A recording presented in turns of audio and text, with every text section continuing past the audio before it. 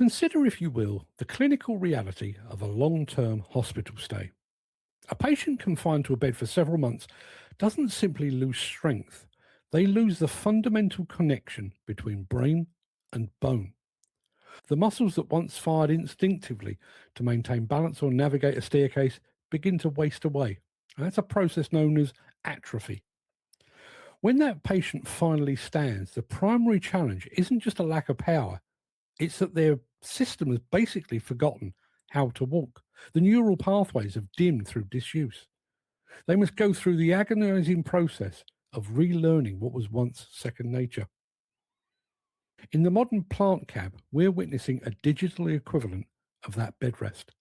As demolition and construction equipment becomes increasingly layered with autonomous aids, big brother telematics, and digital envelopes, we need to ask the question, are we allowing the professional mental muscles of our operators to reach a state of terminal atrophy?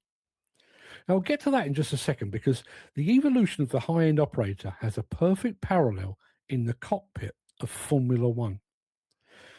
Take Niki Lauda, a man who famously claimed to drive by the seat of his pants. In his era in the 70s, the driver was the sensor. There was no real-time telemetry being beamed to a room of engineers.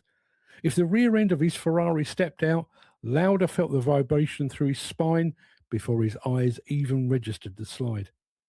His greatness was a product of a raw, unbuffered connection to the mechanical limits of his car. Contrast that with a modern champion like Lewis Hamilton.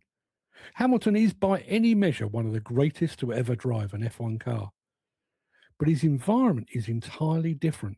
His car is a rolling laboratory, monitored every millisecond.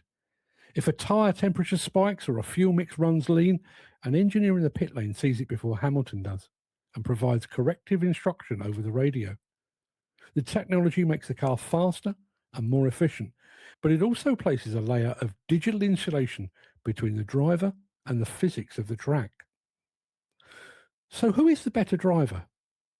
It's an impossible debate, but for our industry, the more pressing question is this. Who is the more capable driver when the systems fail? If the electronics on a modern F1 car black out, the driver basically becomes a passenger. In the demolition or muck shifting world, if the digital depth restrictor on the GPS fails, does the operator still have the mental capacity and experience to finish the shift safely and effectively? We're currently fitting machines with human form detection systems and camera arrays that provide a godlike view of their surroundings.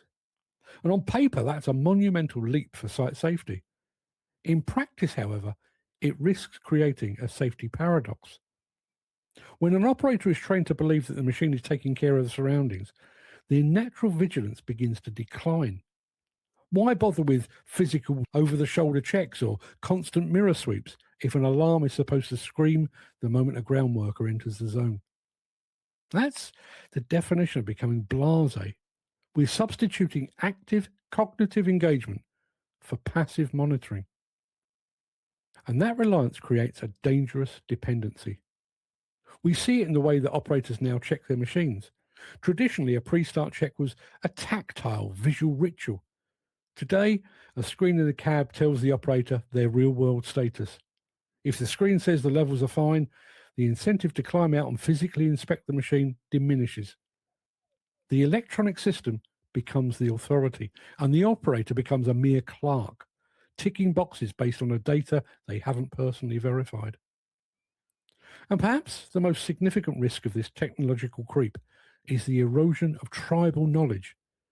The heavy plant industry has always relied on a lineage of expertise passed down through generations.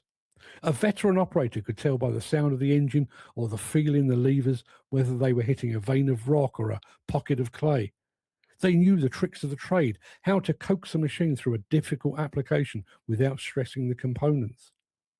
Now, much of that expertise is being abdicated to software. GPS-guided buckets tell the operator exactly when to stop digging. Grade control systems take over the finesse of the finish.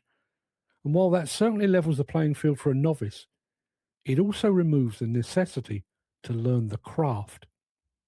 If the machine does the thinking, the operator no longer needs to. We lose the ability to innovate and adapt on site when conditions change.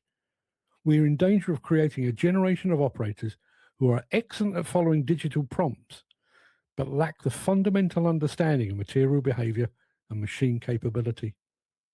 Owners and fleet managers are understandably enamored with these systems. They reduce fuel consumption, prevent overdigging, and provide a wealth of data for the boardroom. But surely we must weigh those gains against the long-term health of our workforce's skill sets.